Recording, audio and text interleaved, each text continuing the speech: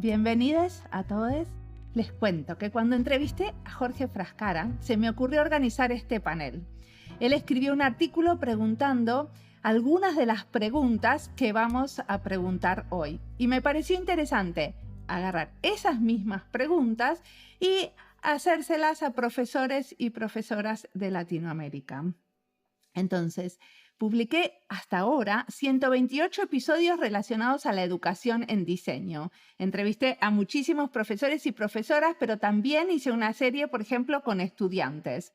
Pero este panel es una manera de dar comienzo a una nueva serie que va a venir en breve, de 10 episodios con entrevistas a gente de muchos diferentes países, de Colombia, Argentina, Guatemala, República Dominicana, Chile, Australia, Estados Unidos. Pero bueno, no nombro todos los países, ¿no? Porque es aburrido. Pero lo que intento en estas series es que haya una representación territorial y que no sean todos del mismo país, ¿no? De la misma región. Y esto de hacer una serie es como diferente a hacer, como a publicar episodios como individuales, porque lo que trato es de armar un diálogo entre esas personas que no se conocen y a la vez hacer una narrativa.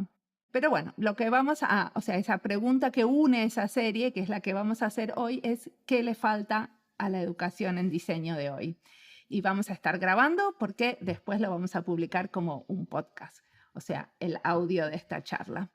Y mi nombre es Mariana Salgado, esto es Diseño y Diáspora. Vamos a la ronda de presentaciones. Mi copiloto hoy para entrevistar es Jorge. ¿Querés presentarte? ¿Cómo no? Yo soy Jorge Frascara. Estoy ahora viviendo en Suiza, pero viví en la Argentina inicialmente, luego en Canadá, en México, en Inglaterra, en Guatemala y en Italia. Y me he dedicado desde 1963 a trabajar tanto en la práctica del diseño de comunicación como en su enseñanza. E aqui estou. Carla. Olá, meu nome é Carla Spinillo. Peço perdão de estar falando, né, nessa audiência latino-americana só em português, mas eu sou professora e pesquisadora da Universidade Federal do Paraná, aqui no Brasil, e meu foco de trabalho é design da informação e saúde. Úrsula. ¿Qué tal? Soy Úrsula Bravo, soy académica de la Universidad del Desarrollo en Chile y editora de la revista Base, Diseño e Innovación de la Facultad. Y como diseñadora me he interesado particularmente en la relación entre el diseño y la educación, ya sea de diseñadores como de público general. Formo parte de una red que se llama Design Literacy International Network y desde ahí he podido investigar un poco lo que son los métodos de diseño aplicados a la educación escolar y también la gestión visual de la sala de clase por parte de docentes. Eso de momento, después les puedo contar más. Buenísimo. Edgar. Bueno, mi nombre es Edgar David Rincón, soy esposo, padre, diseñador, maestro, emprendedor, investigador y ahorita tengo a cargo la dirección del Departamento de Diseño de la Universidad del Norte en Barranquilla, Colombia, esto es en el Caribe. Digamos que me gusta mucho pensarme como facilitador de procesos de diseño para la transformación social en distintos lugares, tanto pasados, presentes, futuros. Hago parte de una red nacional de profesores que se preguntan sobre la relación del diseño con un enfoque particular en lo social, el taller RAD social. Y también hago parte de la DESIS Network Association, con un laboratorio de diseño para la innovación social, aquí desde Barranquilla. Buenísimo, entonces tenemos gente desde Colombia, Brasil y Chile.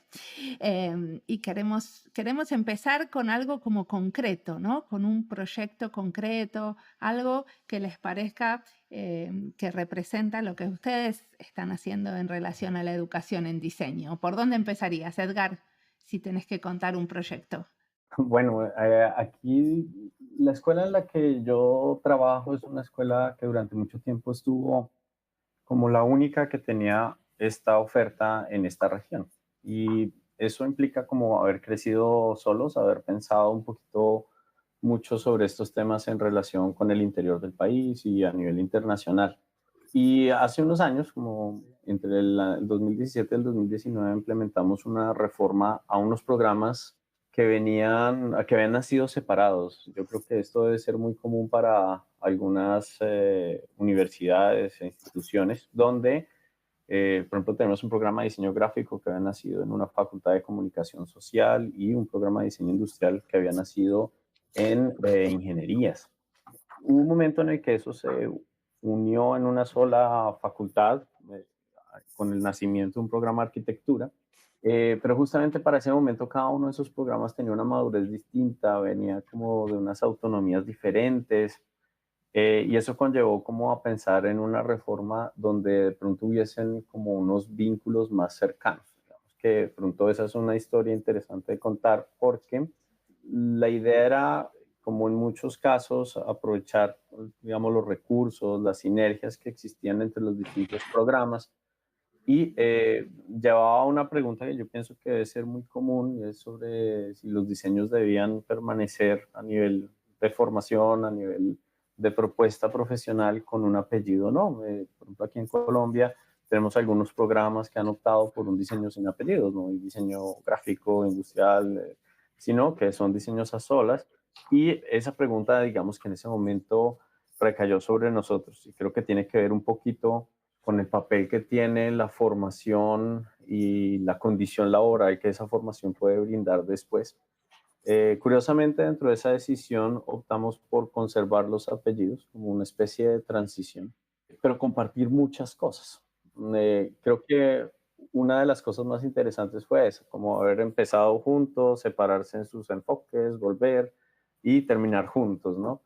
Creo yo que eso implicaba un montón de procesos sobre pensar resultados de aprendizaje, pensar cuáles eran las clases que iban a hacer y sobre todo implicaba algunos problemas sobre cómo pensar que esa misma fundamentación iba a tener resultados después en un perfil muy distinto, ¿no? ¿Esa reforma cuándo la hicieron, Edgar? Entre el 2017 y el 19 se planeó y se empezó a ejecutar en el 2020. Digamos, justamente ahora estamos como en el último año, recogemos los primeros chicos que tuvieron esa formación y que cambió, pues, digamos, toda la anterior, ¿no? Y para hacer esa reforma, aparte de participar, ¿no?, los profesores y las profesoras, ¿qué otros actores participaron? Digamos que ese es un proceso largo, normalmente tiene como una revisión, de una autoevaluación que se hace en distintos efectos, por ejemplo, con egresados, con empleadores, con otras universidades. En este caso tuvimos estas discusiones con la Universidad de los Andes aquí en Colombia, con la Católica de Chile.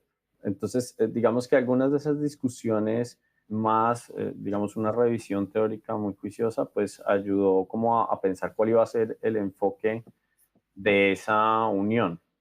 Los estudiantes, digamos, los empleadores, los egresados, digamos, participaron de decidir o de descubrir cuáles eran como los potenciales que teníamos en ese momento en cada uno de los programas y cuáles eran los que habían como de ser transformados, de ser actualizados. De hecho, siempre en las reformas hay eso, ¿no? Cómo es esa idea de si esto es algo muy antiguo o que de pronto no sea lo que se debe enseñar hoy. De hecho, el énfasis particular con el que se tomó esa reforma fue hacer una especie de adaptación de esta idea de los órdenes del diseño, el diseño 1.0, 2.0, 3.0, 4.0, de Peter Jones, Ivan Pater y, bueno, varios autores que discuten sobre esa complejidad y lo que sería enseñar dentro de esa complejidad. Y más o menos eso fue lo que intentamos hacer, asumiéndolo pues por cada uno de los años de formación. Entonces, digamos que más o menos ese fue el proceso.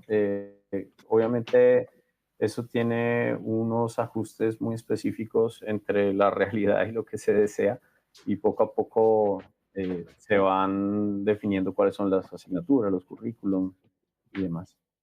¿Puedo decir algo? Tengo una curiosidad.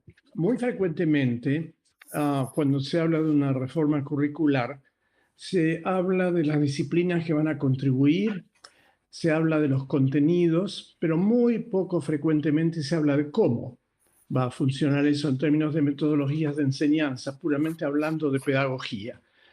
¿Se cuestionaron ese aspecto? ¿Tomaron alguna decisión consciente sobre eso? Sí, yo pienso que aquí hubo como dos discusiones interesantes. Digamos que la mayoría y por tradición quizás en Colombia hay esta idea del taller, ¿no? Del estudio de diseño que vincula y que es interdependiente uno del otro. Y en este caso iba a ocurrir algo un poco diferente, ¿no? Como que iban a estar los talleres, pero en algunos casos tú venías de otros lugares o de otros momentos, de otros talleres, y eso requería otra flexibilidad. Muchas discusiones se hicieron alrededor de dos métodos en particular que quizás podrían acercarnos como estrategias pedagógicas. Los primeros, pues, por supuesto, la educación basada en proyectos, que era como una gran discusión alrededor de cómo evolucionaba eso en los salones de clase. Pero otra que fue muy cercana y que de hecho es la que se ha venido trabajando durante mucho tiempo ha sido el aprendizaje servicio, ¿no? La necesidad de que de manera muy inmediata, mientras se aprenda, se contribuya con el contexto. Eso quizás fue una de las primeras discusiones porque con el grupo de docentes, de egresados, de empleadores, casi siempre la discusión es, bueno, pero hay muchas cosas que se necesitan ahora mismo o hay personas que necesitan del diseño pero que no pueden tener un acceso generalizado y que de pronto también son un buen entorno de aprendizaje. Entonces desde allí se intentó incorporar eso desde muy temprano. Normalmente se hace cuando un chico está mucho más maduro hacia la mitad de su carrera o hacia el final. Acá lo empezamos a incorporar como un reto desde su propia fundamentación. Y eso fue quizás una de esas discusiones que yo creo que era importante en términos de qué estrategia y por supuesto las didácticas específicas que eso requiere. Mariana presentó esto como una discusión, una conversación sobre educación en diseño. Yo hago normalmente una distinción entre educación e instrucción. ¿Han pensado ustedes sobre el tema? Sí, justamente yo pienso que es uno de los retos más grandes. Creo que hay un tema que tiene que ver con las expectativas de los estudiantes y otro las de los profesores y las de estos planes. Me hago entender. Creo que hoy en día hay muchas expectativas de los estudiantes por tener instrucciones, más que, digamos, una formación o la generación de un entorno de aprendizaje que le permita desarrollarse, ¿no?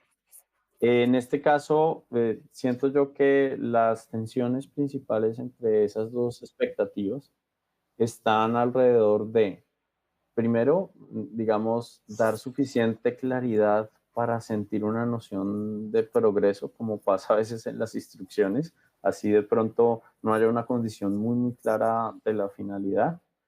Y por otro lado, abrir los espacios de reflexión que permitan la comprensión tanto de instrucciones como de un proceso de formación completo o de las características de un entorno de aprendizaje. Creo yo que en este caso las discusiones siempre estuvieron más alrededor de cómo generar un entorno de aprendizaje que tuviese la mayoría de las condiciones de la realidad, que transgrediera un poquito las paredes del aula y pues eso digamos que tenía quizás un nivel de instruccionalidad muy básico, pero de pronto un nivel de reflexión fundamental cuando se regresa o se está dentro de esos entornos de aprendizaje que pues pueden ser la calle, pueden ser otros lugares que no necesariamente son el salón de clase. Sí, Carla. Na linha do que Jorge colocou, eu participei já de algumas reformas curricular aqui no Brasil, da nossa universidade. Nós temos o curso de graduação em design do produto, design gráfico, e a pós-graduação com mestrado e doutorado. E eu participei, inclusive, da criação da pós também, né, da pós-graduação em design. E uma das coisas que eu tenho sentido muito nessas articulações que a gente faz discutindo reforma curricular, é um pouco na linha que Jorge colocou. Há uma confusão ainda, o que é educação e o que é instrução. E no sentido de que a gente discute ainda muito disciplinas fechadas e específicas, numa que nós no Brasil temos um termo que chama grade curricular, e é um termo interessante porque grade é tudo que prende, né? As pessoas estão numa grade, estão presas a alguma coisa. Então, sempre se discute disciplinas que são dadas em semestres ou trimestres, e que acontece de maneira sem uma interconexão dos saberes. E ainda se discutindo o professor como o detentor, de alguma forma, do conhecimento, e ainda colocando no professor a responsabilidade de articular do jeito que ele acha interessante no seu momento em sala de aula. Não há uma visão, inclusive a nível nacional, em políticas de educação, em reforma curricular, num questionamento: qual é o papel do docente? Por que temos que ter uma estrutura curricular que prende os saberes? Por que o aluno ainda tem uma posição passiva? Qual é o conceito que se tem que ter nos cursos de design para preparar para uma realidade do século XXI, que onde a tecnologia não é só um instrumento, e nossa profissão, dependendo do caminho que a gente vai dar a ela na formação educacional do grupo, professores, alunos, maestros e estudantes, a tecnologia pode estar levando a profissão, está levando a nossa profissão a uma reflexão muito mais profunda do que o entendimento da tecnologia como um mero instrumento. E um grande problema é que não adianta fazer reformas curriculares se não reformamos os próprios docentes. A mentalidade dos docentes ainda é uma mentalidade, em alguns momentos, com dificuldade de aceitar mudanças e de aceitar um papel diferenciador no contexto de educação. Desenvolver competências não é só para os alunos, a gente tem que desenvolver competências no corpo docente, nos professores. E o grande problema que eu vejo hoje, quando se discute reforma curricular, e em breve a gente vai estar fazendo aqui no curso de mestrado e doutorado do nosso programa, é que a gente foca apenas no produto final, e se foca no stakeholder aluno, e se tem que se enfocar em um todo, numa abordagem sistêmica de reforma curricular. E eu ainda acho, ainda colocando a realidade do meu país, no Brasil, eu ainda acho que a universidade está muito atrasada em relação ao papel social que a gente tem. Então, não sei como é que vocês estão colocando a reforma curricular de vocês na graduação, mas eu acho, com a experiência minha no Brasil, é que existe uma lacuna, um gap muito grande com a realidade, um gap muito grande entre graduação e pós-graduação, e um entendimento ainda muito equivocado do que é educação em design. Una pregunta, porque dijiste que en vez de hacer grandes reformas curriculares, ustedes se centraron en reformar a los docentes y que tengan una actitud más abierta hacia el cambio. ¿Cómo reformaron a los docentes? Não, perdão, acho que me expressei mal. A minha visão é que não se faz uma reforma curricular sem também pensar numa reforma de mentalidade de ensino. As reformas curriculares que eu participei aqui no Brasil, muitas vezes o que eu coloco para vocês agora não teve um retorno maior, porque as pessoas, muitas vezes os docentes, são formados numa mentalidade mais, digamos, arraigada a outros tipos de valores, que é mais fácil você conseguir colocar no aluno o ponto principal do que fazer uma reflexão sobre o corpo docente. Como que a gente está se colocando junto ao aluno? Porque é um desafio, é muito cômoda a posição de ensinar, é muito cômoda a posição de delivery, de entrega, para o professor que foi formado dentro desse conceito. Então, uma reforma curricular, você pode ter um sílabus maravilhoso, mas a prática na sala de aula ainda pode ser uma prática enraigada em valores de que não impõe tanto desafio à pessoa do educador. É muito mais se ver como um educador em design do que um professor de design, um maestro de design. Então, é nesse sentido que eu estou falando. A nossa experiência aqui está ainda aquém do que eu estou falando para vocês. Ainda é uma vontade de que se mude no Brasil isso. E é difícil. E por isso que eu coloco que o maior desafio está no corpo docente, mais do que no próprio sílabus, mais do que nos próprios alunos, que os alunos são a grande inspiração, né? Úrsula. Gracias. Nosotros, a ver, me gustaría referirme primero a lo que preguntó Jorge respecto de las estrategias de aprendizaje y de enseñanza. Y luego también contarles sobre un proyecto que pude implementar acá en la universidad. A mí me tocó trabajar en la reforma curricular del 2011 y luego del 2018 que tuvo un ajuste el 2020 de nuestra carrera. Nosotros tenemos una carrera con 4 especialidades en este momento. Y cuando hicimos ese trabajo, nosotros optamos por una formación basada en competencias. Por lo tanto, la reforma implicaba definir cuáles eran las competencias del perfil de egreso, partiendo también de entender muy bien cuál era nuestro perfil de ingreso. Y dentro de esta reforma me tocó estar a cargo y coordinar, porque no lo hice sola, evidentemente, había un equipo liderado por la decano, Alejandra Menado, y el modelo educativo. Y nuestro modelo educativo es, además, lo imprimimos y se entrega a los profesores. Bueno, aquí lo tengo, este era el del 2020, ya es un tremendo libraco, pero lo que expresa y lo que en el fondo contiene es el perfil de egreso, el perfil de ingreso de los estudiantes, las competencias y estrategias de evaluación y de enseñanza. Y con Daniela Reyes, de hecho, que nos tocó trabajar en esto, hicimos un manual, una especie de manual de estrategias de enseñanza y aprendizaje, porque justamente lo que nos pasa en la formación de diseño es que somos la mayoría, por supuesto, diseñadores, arquitectos, y no fuimos formados en pedagogía, ¿verdad? Y hay una cosa en educación que se sabe, que es que uno enseña como aprendió.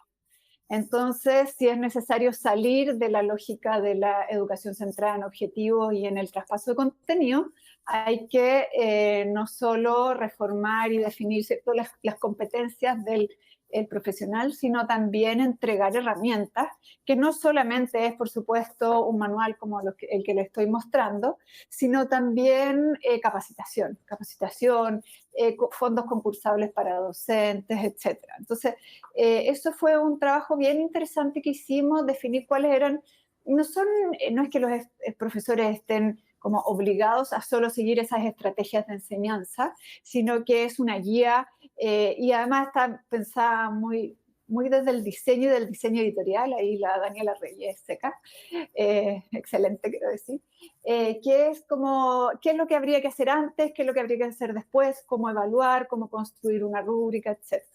Eso con respecto al apoyo de profesores, porque un poco parte de la pregunta que hizo Jorge delante, pero también en relación a lo que contó Carla, de las necesidades de apoyo a los profesores. Y lo otro que les quería comentar respecto, bueno, participé en estas 2 reformas, pero tal vez la experiencia que más me parece significativa a mí es haber creado un taller de título. Yo hago clases en el taller de título en modalidad de investigación.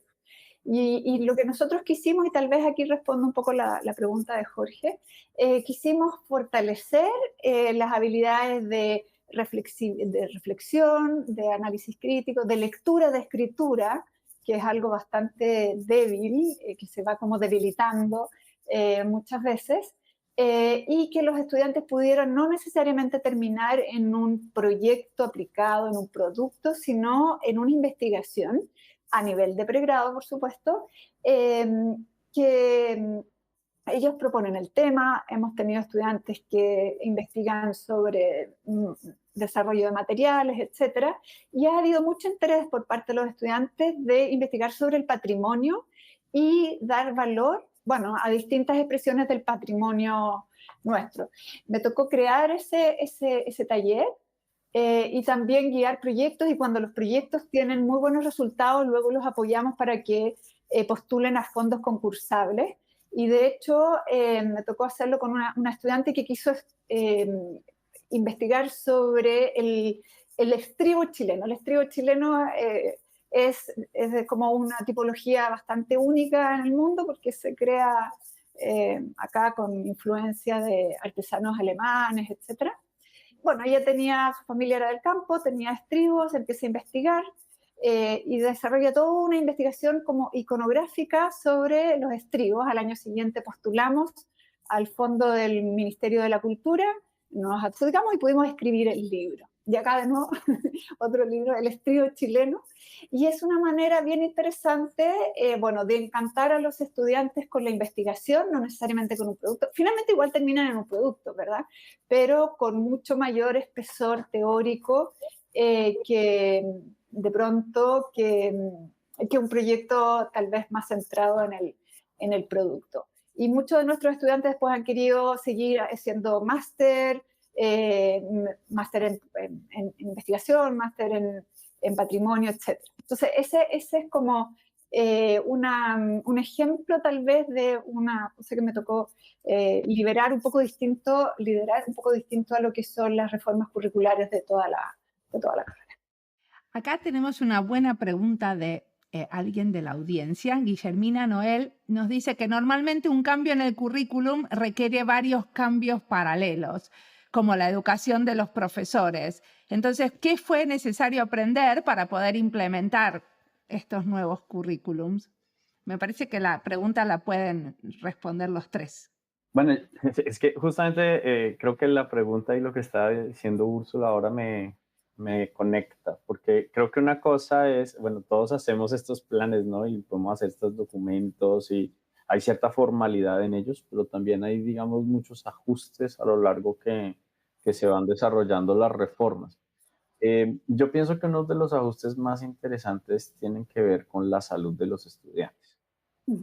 Y está asociada, bueno, a que, miren, si estamos hablando como de este espacio de tiempo en el que además estuvo la pandemia, hay muchos planes que, por ejemplo, no estaban como contemplando las posibilidades de alejarnos un año y luego volver y cómo las personas iban a interpretar su proceso de formación con cambios tan fuertes, ¿no? Sobre todo en algunos saberes hacer que eran con las manos, con lo incorporado, ¿no? Entonces, creo que, por ejemplo, uno de los cambios o ajustes que fueron fundamentales fueron entender la carga de trabajo del estudiante. O sea, durante mucho tiempo, digamos, habían reformas y hay momentos en los que termina como confluyendo una serie de asignaturas, trabajos, y eso pues siempre hace que haya un periodo o un semestre o un año, dependiendo de cómo funciona, que sea más pesado que otro, ¿no?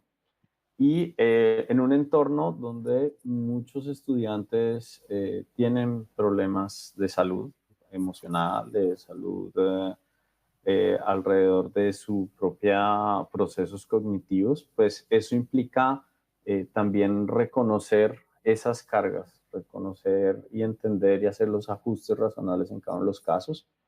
Por ejemplo, para nosotros fue un ajuste muy importante recibir, digamos, nosotros tenemos un proceso donde quien quiera estudiar diseño aquí en el Caribe con las condiciones que tiene la universidad, lo recibimos. Entonces, digamos que es diferente a cuando tienes un proceso de admisión muy riguroso y como que garantizas cierto perfil de ingreso. Acá digamos que brindar la posibilidad a las personas que quieren estudiar o que tienen esta cercanía con estas áreas de conocimiento, independientemente de las condiciones que vienen, te implica fuertes ajustes en paralelo, sobre todo en términos de salud, de brindarle instrucciones a los profesores de, por ejemplo, si hay una persona que tiene una condición diferente, como por ejemplo que sufre de TDAH o que tiene Asperger o que tiene varios diagnósticos o que inclusive, quizás uno de los retos más grandes es no tengo el diagnóstico y no acepto un diagnóstico, pero tengo unas dificultades. Eso también implica unos ajustes para los que quizás pocos estamos preparados. Y eso para nosotros pues implicó una relación mucho más cercana con centros de atención a los estudiantes, de acompañamiento entre pares, de comprensión de los profesores, de preparación, por ejemplo, de estos perfiles, de tener algunas rutas diferentes dentro del mismo lugar de clase. Yo creo que muchas personas que tuvieron de pronto clase en la pandemia o justo en el retorno, se encontraron con retos gigantes, por ejemplo, en las clases bimodales, que yo creo que es como una de las no funcionaba muy bien. Entonces, creo que ese fue uno de los ajustes fundamentales, pero nos dejó ese reconocimiento de las condiciones de salud de estudiantes y profesores dentro del aula, que creo que es importante. Jorge. De la pregunta que hace Guillermina, tú, Edgar, contestaste un aspecto, que es, ok, fue necesario aprender que existe algo como fragilidad, digamos, de salud mental, emotiva, por parte de los estudiantes. A mí me interesaría hacer una pregunta complementaria a esta, que sería no qué fue necesario aprender, sino qué sería necesario aprender para ver los problemas irresueltos que tenemos delante. Te doy un ejemplo. Aprendí de un colega muy sensible e inteligente, William McCarthy, que una cosa fundamental en el proceso educativo es enseñar el amor a aprender. Es decir, promover el desarrollo del amor a aprender. No sé cómo se hace. Entonces, eso para mí está en la frontera del otro lado de mi conocimiento sobre la educación y el diseño, a pesar de que yo practiqué esto por unos 60 años. Entonces, me interesaría desde la perspectiva de ustedes, ¿cuál es la pregunta que les muerde la nuca y que es la frontera que tenemos que explorar en el colectivo de los educadores en diseño? Si tienen alguna. Bom, é um desafio, Jorge, essa pergunta, porque são várias coisas que a gente fica aqui incomodado quando a gente fala de educação e design, e você coloca uma coisa muito interessante que é o amor à educação, ao ensino, e que eu costumo dizer que ser educadora, porque eu me apresentei como designer, mas eu me considero uma educadora na área de design, ainda que não tenha feito pedagogia, mas mais de 30 anos, né, nessa área eu acho que baliza. É o amor que a gente tem a essa profissão, é o amor que motiva, e não é uma coisa, digamos, piegas, eu não sei se em espanhol tem essa palavra, tacky, mas é a questão de que estar formando pessoas em educação, não apenas em design, é uma das missões que eu me orgulho mais de poder estar nessa encarnação, nessa vida. Porque quando a gente olha ao redor, o educador, né, é quem faz parte do que tudo que a gente está vendo, é do motorista de ônibus ao médico, toda a educação é o que liberta, como diria Paulo Freire, não sei se todos conhecem aqui, o grande educador. A educação é o único meio de libertar, né? Então, ao ser educadora em design, eu entendo isso como uma missão, né? E uma missão que eu me orgulho muito. Então, quando a gente fala aqui da questão do amor e da sala de aula e da educação no contexto de reforma curricular, a palavra reforma me incomoda, porque quando a gente reforma, a gente não está criando nada novo, né? Reformar a casa, reformar a mobília, né? Então, a palavra reforma curricular por si já carrega que a gente está um pé atrás e um pequeno pé à frente, né? E quando a gente fala, e colocamos aqui a questão do educador, né, de trabalhar com training, com a parte de capacitação, tentar falar devagar, que eu tenho tendência a falar rápido, a parte de capacitação dos professores, dos stakeholders do processo, que não é só o aluno, a gente não pode esquecer que a reforma que a gente está dentro de uma situação de reforma é porque a instituição acadêmica, as universidades, estão em crise. E quando a gente fala em reforma, é porque limita a possibilidade do novo, do repensar a educação. A sociedade está repensando várias coisas, vários paradigmas estão sendo questionados. E a universidade continua trabalhando no paradigma do século XX, se não XVIII, se não XVII, se não XV. Eu tenho um slide em sala de aula que eu mostro quando a gente discute aqui, que é um exemplo de uma sala de aula de 1920 e uma sala de aula de 2024. A mudança maior está na roupa das pessoas.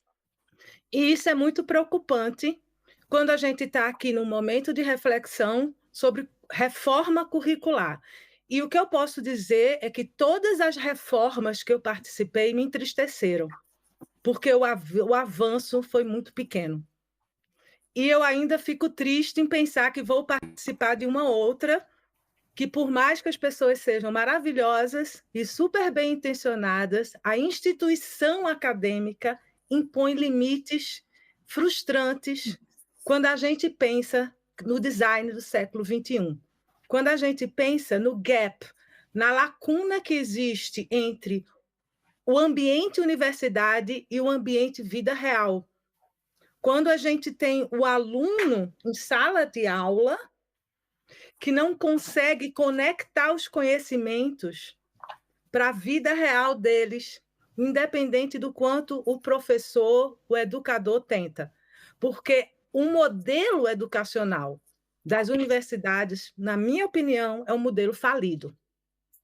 E quando a gente tenta reforma curricular, a esperança é que a gente consiga fazer um pequeno avanço, diminuindo esse gap, essa lacuna que existe, né? E aí eu acho que um espaço como esse é muito enriquecedor para mim, poder ter esse espaço de compartilhar com vocês e ouvir o Edgardo e a Úrsula. Inclusive, Úrsula, se eu puder ter acesso a esse material que você apresentou, eu agradeço. Úrsula. Sí, buena pregunta, Jorge.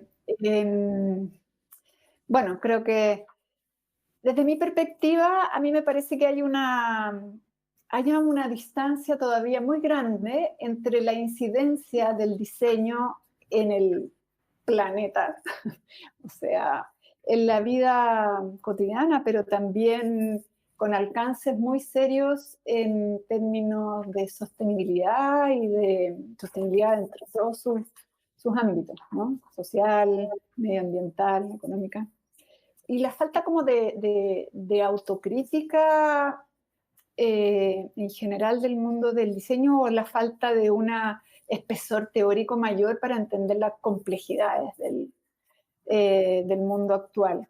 En ese sentido, yo creo que por un lado la ética y por otro lado la autocrítica sería algo que yo incorporaría fortalecería en esta herramienta, en esta como caja de herramientas del diseño, de la formación en diseño futuro.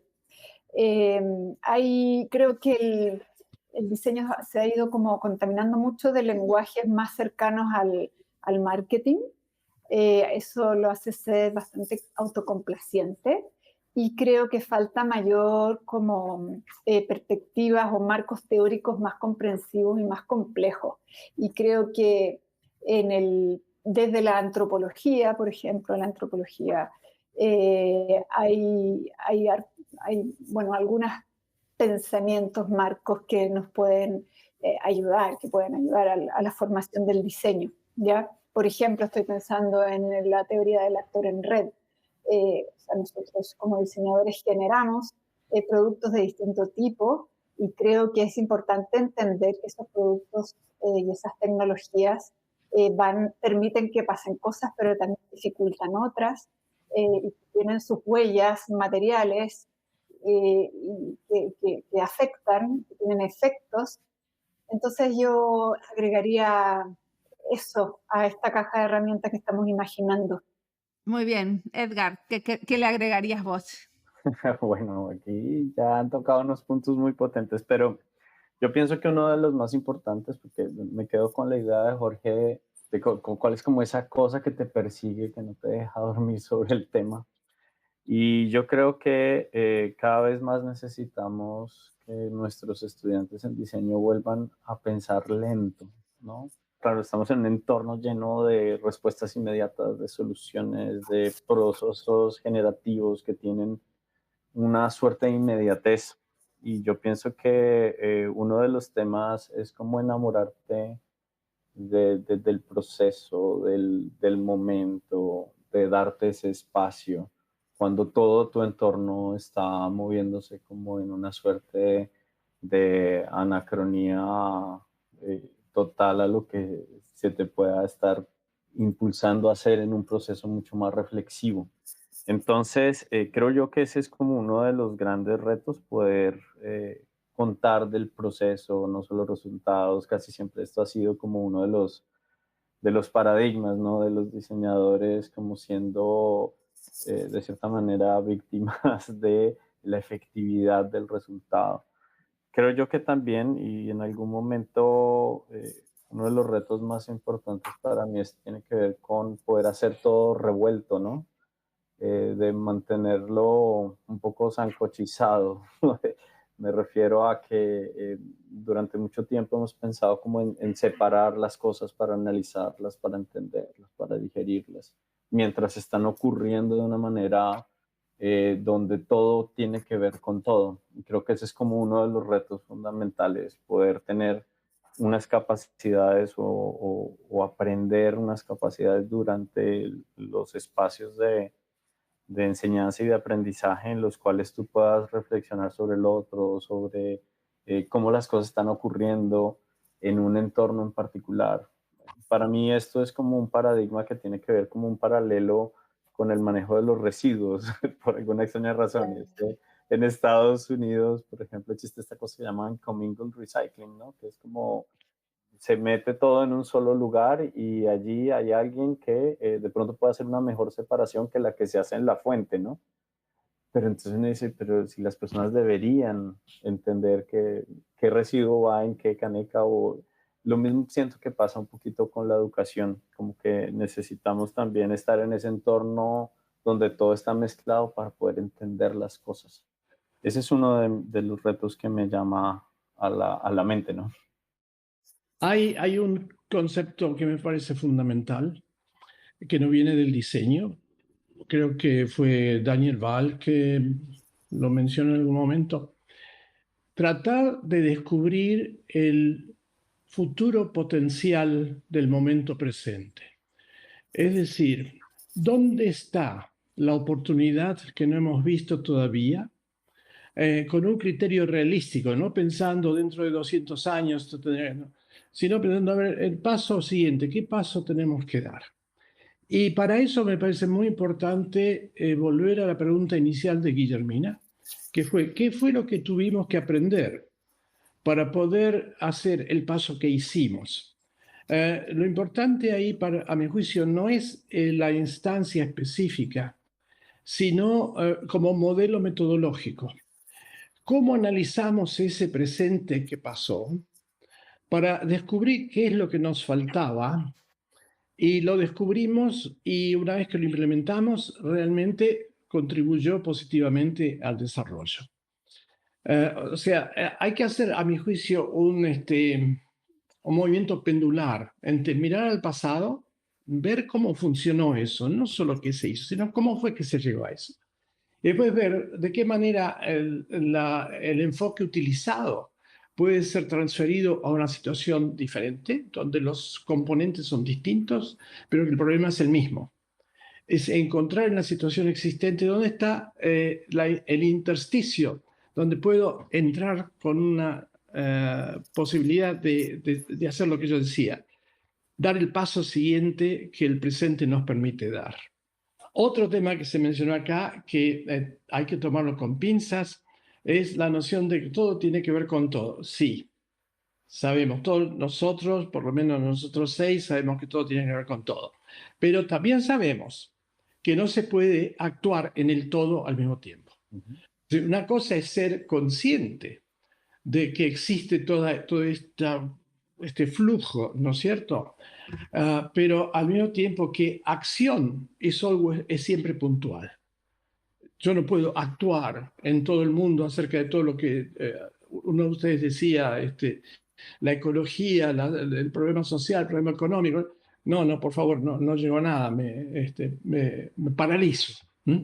Dentro de mi área de posibilidad de acción, ¿qué puedo hacer yo con mi pequeña contribución, etcétera? Porque la suma de pequeñas contribuciones es lo que nos va a ayudar, siempre y cuando exista una conciencia colectiva de cuál es la dirección en general que uno tiene que tomar.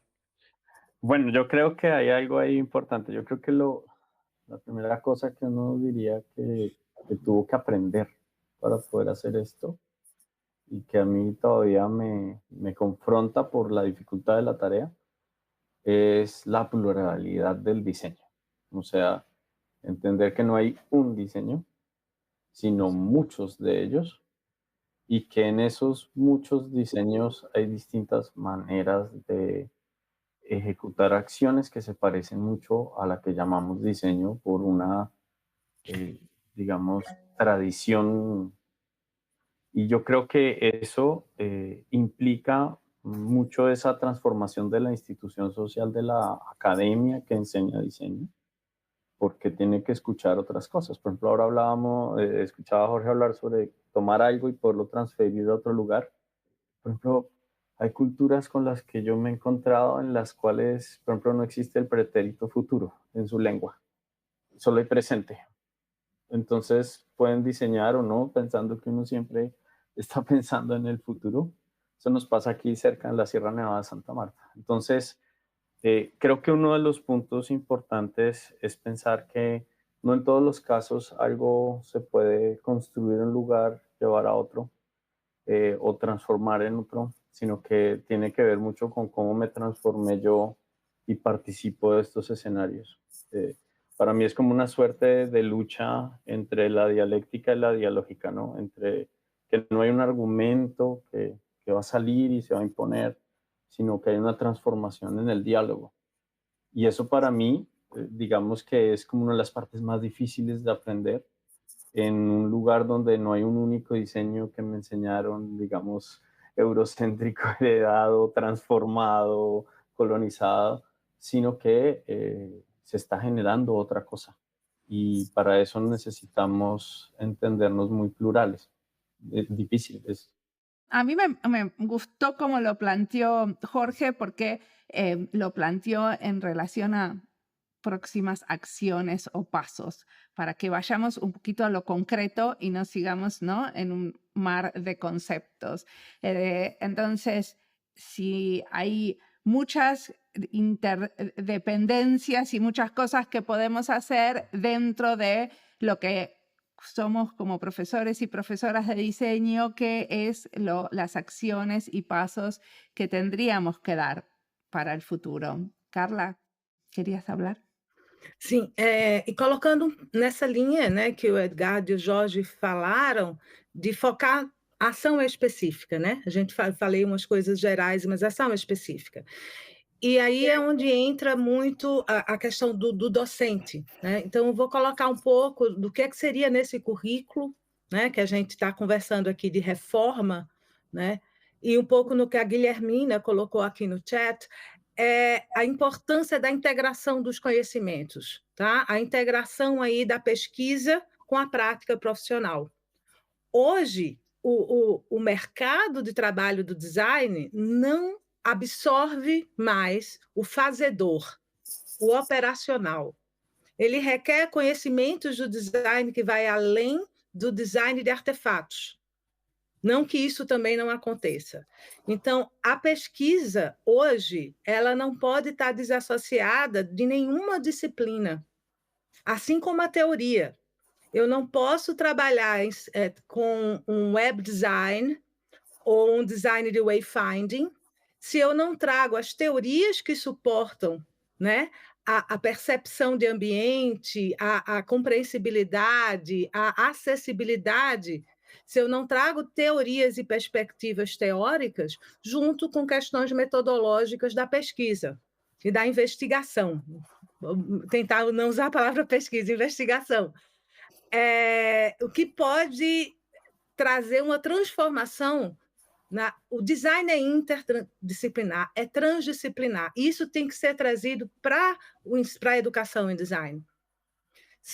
Eu acho que não cabe mais dividir disciplinas teóricas e disciplinas práticas, que ainda existem cursos aqui no Brasil. Cursos que têm disciplinas, cursos práticos dentro da graduação e teóricos. Na minha experiência como educadora, eu não divido isso. todas as disciplinas que eu dou, teoricamente, são disciplinas teóricas, mas todos os meus alunos trabalham comigo em pesquisa, suportando o desenvolvimento projetual e trabalham com perspectiva sistêmica. Nenhum projeto, como a gente trabalha, se encerra em si mesmo e está fora de um contexto social, um contexto comunitário. E uma coisa que eu acho que é extremamente importante é o engajamento comunitário, o design social, no sentido da gente integrar a universidade, a comunidade, não apenas numa maneira do designer, ele está dando seu conhecimento a uma comunidade, mas é o design como um facilitador dentro de um trabalho com comunidades. E isso um exemplo que a gente posso dar agora, que está em andamento, né, numa disciplina que eu ministrei aqui no semestre passado, com a comunidade indígena. Um dos nossos alunos, ele é indígena e desenvolveu um projeto a partir das teorias dadas em equipe para a sua comunidade com crianças. Nós temos aqui no Paraná, o estado onde eu trabalho, onde eu atuo, um forte grupo de comunidades indígenas e que passam por muitas dificuldades em relação a toda a questão social, né, aqui no Brasil.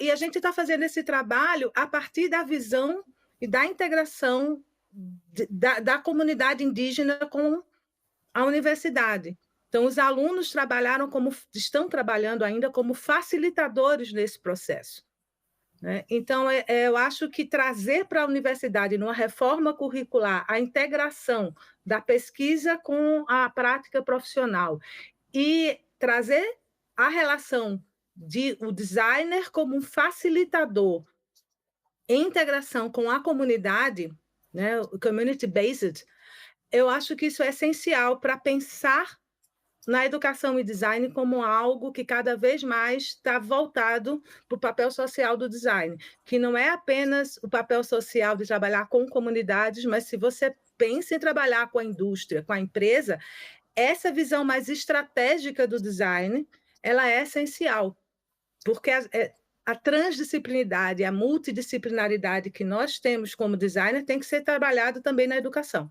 Muchas gracias, Carla. ¿Querés contestar, Úrsula? Bueno, retomando un poco, yo voy a agregar el punto como más pragmático también, ¿ya? Además, y creo que, bueno, creo que dos de las cosas de los aprendizajes más grandes en estos procesos para mí ha sido entender con mayor profundidad quiénes son los estudiantes que ingresan a las carreras de diseño. Y por otro lado, también entender como la parte, podríamos decir, administrativa del currículum, que no es la más simpática, que no es la más sexy, que no es la más persuasiva, pero que hace que finalmente el currículum pueda darse, pueda impartirse, pueda mejorarse, pueda, en el fondo, retroalimentarse. Eso por un lado. Y yendo como a lo más concreto, ¿qué aportes más concretos podríamos como proponer? Creo que las habilidades que tengan que ver con la gestión de la colaboración, de los tiempos, de los recursos, etcétera, es algo que siempre que creo que se puede seguir mejorando en ese aspecto. Sí, Edgar, ¿querías agregar algo? Sí, ya sobre lo práctico, yo creo que hay algo que también es muy importante dentro de esa transforma, y es que hay una cuestión del cuerpo, ¿no? De los cuerpos, de las personas que están participando de esos escenarios de aprendizaje. Y en este caso yo creo que cada vez más ya no hay el invitado a la clase, sino hay personas que tienen capacidades, conocimientos, historias, que llegan a las asignaturas y que te cuentan cosas y que también se hacen parte y responsables también de ese proceso, porque creo que dentro de esa horizontalidad que se busca entre profesores, estudiantes, por ejemplo, un artesano que viene a dictar algo en una clase, o un ciudadano, o, por ejemplo, alguien que tiene unas condiciones de dirección o de tomar decisiones. Eso también ha cambiado mucho la corporalidad de las clases y creo que es uno de los puntos importantes donde se cede un poco el espacio que principalmente tenía como una especie de protagonistas y se hace más bien como una mezcla, ¿no? Creo que ese es uno de los puntos prácticos del presente que nos confrontan. Aquí, por ejemplo, en Colombia hay algunas reformas donde en la fundamentación no son necesariamente profesionales quienes dictan las asignaturas, sino pueden ser personas que vienen de los oficios, de las artes, de lo popular, que participan de ese momento. Sí, Jorge. Un par de cositas. Al comenzar cada clase de comienzo le digo a los estudiantes, lo más importante de este curso no es lo que el profesor enseña, sino lo que el estudiante aprende. También les digo, este es un proceso de partnership, como se dice en castellano, ¿no? De colaboración. Colaboración. No se trata que yo trabaje y ustedes solamente anoten. Y entonces, que esto lo hemos discutido mucho con Guillermina, la necesidad de desarrollar una corresponsabilidad en el éxito del proceso de enseñanza. Que realmente entiendan que el éxito de la experiencia de ellos tiene mucho que ver con la colaboración entre ellos y nosotros del otro lado. Cuando uno entiende la enseñanza como un proceso de colaboración, el estudiante que lo entiende se da cuenta que hay también una responsabilidad de su parte para que el curso sea un éxito. No es solo el profesor que es el responsable de eso. Y en general, entre los estudiantes despiertos, que no son todos en general, existe la posibilidad de multiplicar el éxito para ellos en su experiencia personal y en su aprendizaje. El problema que nosotros encontramos aquí y que otros colegas se encuentran en otros países, que la educación secundaria no es educación, es nada más que enseñanza y memorizaje.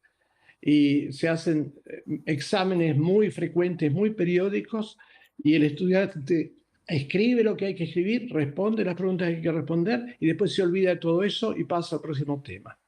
Y entran acá o entran en cualquier universidad con un programa responsable y se les pide que piensen y que inventen las soluciones a problemas que no son cuantitativos, y hay mucha desorientación y hay mucho malestar, como hablábamos antes, emotivo, cognitivo, porque sienten que no entienden realmente qué es lo que está pasando.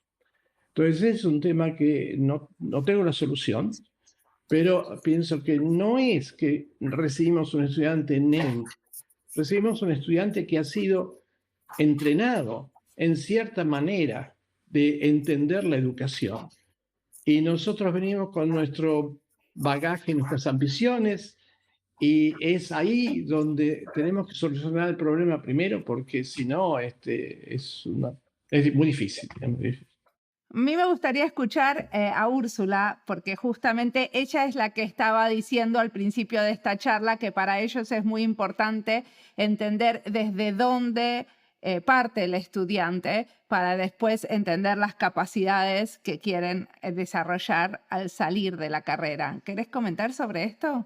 Sí, yo creo que los estudiantes muchas veces vienen muy mal formados de la educación escolar porque vienen, como dice Jorge, coincido plenamente, vienen seteados, podría decirse, a reaccionar de una determinada manera, buscar, no sé si llamarlos fórmulas, algoritmos, pero están todavía, aunque se habla mucho de que la educación ha cambiado, que de la enseñanza, no sé, del aprendizaje como activo, etcétera, pero los estudiantes nos cuesta mucho sacarlos del molde escolar, donde en el fondo las respuestas son siempre las mismas, son una misma a las interrogantes, la respuesta correcta. ¿Y qué podemos hacer? ¿Qué es lo que ustedes hicieron bien? Bueno, todo eso es un desafío permanente, diario. Mira, lo que hemos ensayado, por ejemplo, en vez de hacer largos semestres con cursos, son semestres más cortos, bimestres, es muy complejo en términos de gestión. Antes de comenzar con los cursos de, como podríamos decir, de especialidad, hay una batería de cursos como comunes. Además, los estudiantes muchas veces nos creen que quieren diseño gráfico, diseño de producto, de espacio, etcétera, pero luego no conocen mucho, entonces también hemos pospuesto esa decisión y para que la tomen de manera más informada. Y lo otro es que ya en los cursos más avanzados también ellos tienen la posibilidad de elegir distintas maneras de graduarse, como les decía, con el proyecto de diseño tradicional, en programas interdisciplinarios con carreras como ingeniería, negocios, qué sé yo, salud, etcétera. Y también de exploración tecnológica, donde los estudiantes van retomando una investigación tecnológica que han ido desarrollando estudiantes de otros años. Eso creo yo que ayuda. Y también leía una de las preguntas, ¿cómo hacer aprendizaje en servicio desde primer año? Bueno, con proyectos más acotados de acuerdo a primer año, digamos. Nosotros hemos hecho tenemos experiencias desde primer año con organizaciones de distinto tipo. Y lo otro que también podría, para terminar, creo que si bien nosotros recibimos los estudiantes como muy escolarizados, como con una molde muy escolar, y hay que irlos como despeinando un poco. Luego cuando los recibimos en quinto año para el proyecto, también vienen muy moldeados con la lógica del encargo, donde el taller, el profesor en el estudio les entrega un problema y que se tiene que resolver bajo ciertos como marcos tecnológicos y en el fondo especialidades, digamos. O sea, quiero decir, si es diseño gráfico, a lo mejor es editorial o es diseño de información, etcétera, porque eso es lo que viene en el currículum. Y luego, cuando vienen en quinto, en que tienen que proponer un problema, autoproponerse un problema a partir de la observación de lo que pasa en el mundo, digamos, les cuesta mucho, porque han recibido el problema, el brief lo han recibido, digamos, desde primer año. Y eso también hemos tratado de adelantar esa situación, ¿ya? No que en quinto año sean las reglas del juego tan diferentes. Eso también creo que hemos un poco trabajado en eso. Bueno, ahora hemos hablado de las actitudes de los profesores, de los formatos, de los tiempos y ritmos, ¿no? De las capacidades con las que vienen los alumnos, con las capacidades que podemos desarrollar. Hablamos del contexto y cómo integrarnos al contexto, pero quería ahora, para ir cerrando esta charla, agarrar algunas de las preguntas que salieron muy concretas en el chat. Y Rubén Egea nos está preguntando qué tan importante es que quien instruye en diseño se mantenga en su actividad profesional. Y dice que a veces pareciera que quienes enseñamos nos concentramos demasiado en nuestro ombligo docente. ¿Alguno quiere comentar? Pienso que esto es absolutamente indispensable. Es decir, porque la realidad tiene una complejidad que ninguna teoría tiene. Y uno hace todos los esfuerzos posibles para hacer que la teoría sea casi tan compleja como la realidad, pero nunca es así. Entonces, sin eso, para mí, el resto es charla inútil. Perfecto, me encantan estas respuestas al pie. Sí, Carla. Aqui no Brasil, então, colocar um pouco a realidade daqui para vocês entenderem. E nas universidades públicas existe o contrato de dedicação exclusiva para ser professor. Então, por exemplo, eu não posso ter um estúdio.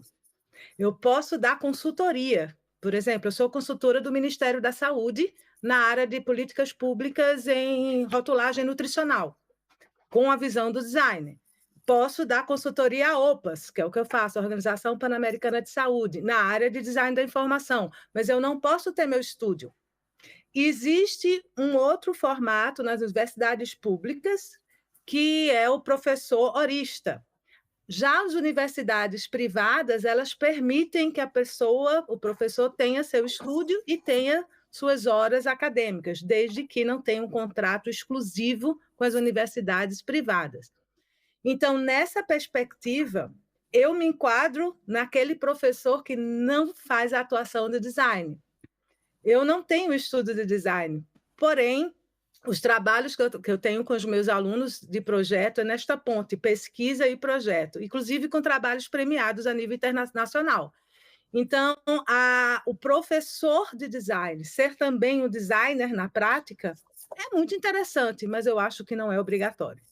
Eu não acho que o conhecimento como educadora de design me exige que eu seja uma designer na prática. Vou dar um exemplo. Eu trabalho muito bem com o programa Word e com PowerPoint, mas eu não sei mexer em nenhum programa de edição de design. Eu sou da época do PageMaker, gente. Quando eu tinha o meu estúdio, eu tinha PageMaker. Meu primeiro computador foi um 286. Então, hoje, eu sei avaliar projetos de design dos meus alunos em graduação e pós-graduação. Eu sei avaliar o processo junto com eles, porque eu sou educadora em designer, não sou uma designer educadora. Eu sou uma educadora em design. Então, acho que existe o espaço para os dois perfis, e são muito importantes. Eu acho que ter o designer dentro da educação em design é essencial, inclusive para novas tecnologias que nós da universidade, muitas vezes, não conseguimos acompanhar, sendo da educação exclusiva, como é o meu caso. Yo quiero comentar sobre esto, pues me parece que ser educador en diseño, como en el caso tuyo, Carla, es armar escenarios de diseño y en ese proceso sos diseñadora. Que ser diseñadora no quiere decir solamente estar en un estudio. Creo que yo lo puse de alguna manera como muy limitado. Creo que ser educador en diseño ya es ser diseñador, ¿no? Tener una práctica profesional puede querer decir armar esos escenarios en el aula, a mi manera de entenderlo. Edgar, vos querías comentar. Bueno, yo siento que esta pregunta es una pregunta como un escenario común, ¿no? Porque creo que tiene que, por un lado, ver con roles. O sea, para mí son roles. Y de pronto hay roles en los que tú estás mucho más fortalecido en tu experiencia que en otros, como cualquiera. Digamos que cuando yo me presenté al comienzo, dije que era padre, que era emprendedor, que era...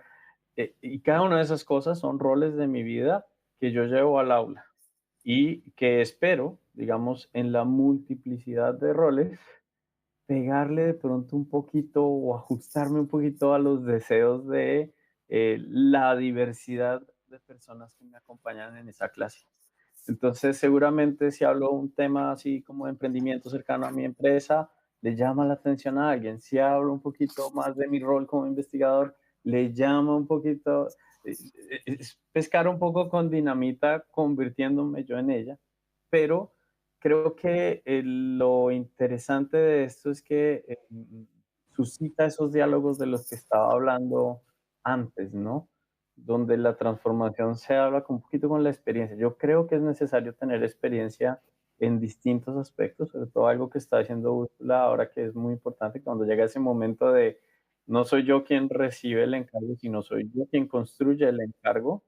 Tengo que tener la capacidad de verme a mí mismo y pensar cuáles son esas preguntas que son para mí importantes y con quién me las voy a contestar desde el ámbito profesional como estudiante. Entonces creo que por un lado pues hay que tener la capacidad de recibir encargos muy formados, por supuesto. Hay que tener la capacidad de acompañar, de facilitar procesos de otras personas que tienen preguntas y ellos mismos lo quieren resolver y tú vas a estar allí. Y otros que son más agentivos. ¿Cómo yo me vuelvo un agente de eso? Y en ese sentido, pues hacerlo incorporado. O sea, yo hago diseño porque diseño cosas, porque tengo una empresa que lo tiene, porque lo enseño, lo hablo, lo vivo.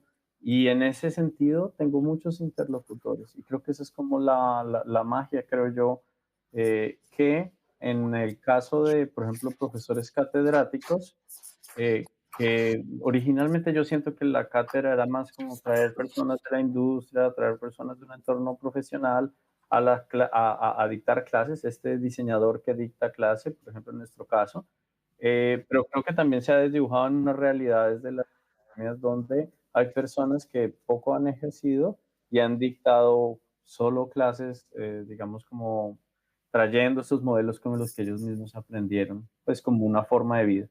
Perfecto. Úrsula. Ya, muy cortito porque Jorge también quiere hablar, pero yo pienso que el perfil de los profesores debe de responder también a las necesidades del currículum.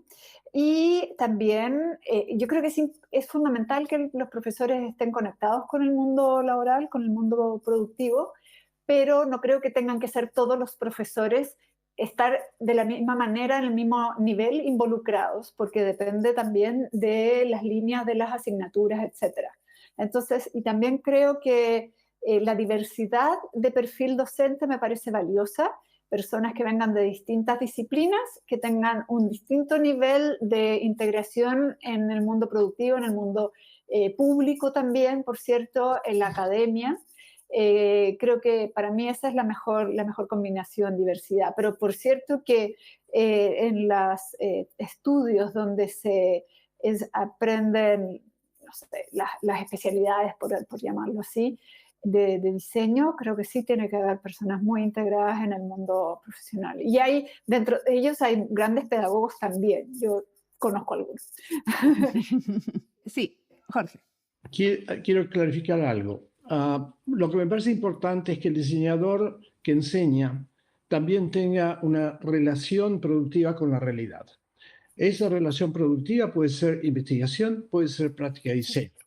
En mi caso, en la Universidad Alberta, mi contrato me especificaba 40% responsable por la enseñanza, 40% responsable por investigación, 10% por contribución al sector público y 10% administración. En el rubro 40% de investigación se incluía la práctica de mi profesión o los pintores, la práctica de la pintura o quien sea, profesiones que tienen una práctica, había acceso a práctica. En mi caso, todos los proyectos que acepté, tomé, me involucré durante mi tenure en la Universidad de Alberta, tenían las dos cosas, una práctica profesional y una complejidad suficiente que me sirviera a mí para desarrollar mi capacidad y poder tratar a ese ejemplo como un ejemplo de valor académico. Es decir, escribir un artículo, publicar una memoria sobre cómo había dicho que estaba todo mezclado. Pero el concepto fundamental que me motiva a pedir la presencia de las dos cosas no es específicamente hacer InDesign, hacer un folleto, no. Eso también, digamos, como docente universitario, yo espero que la persona haga práctica que sea iluminante también. Si no, quiere decir que mantenga una relación con interacción con problemas reales que existen en la sociedad. Gracias.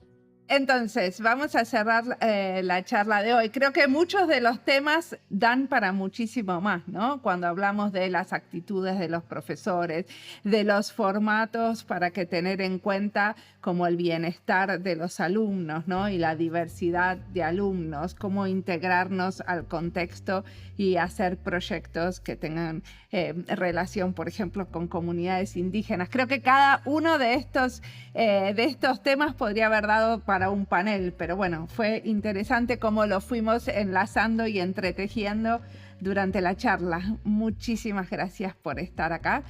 ¿Quieren, Jorge, decir unas palabras para cerrar? Nada más que gracias a ti, Mariana, y a todo el resto, porque fue muy interesante tener esta reunión. Fantástico. Buenísimo. Muchas gracias a todos.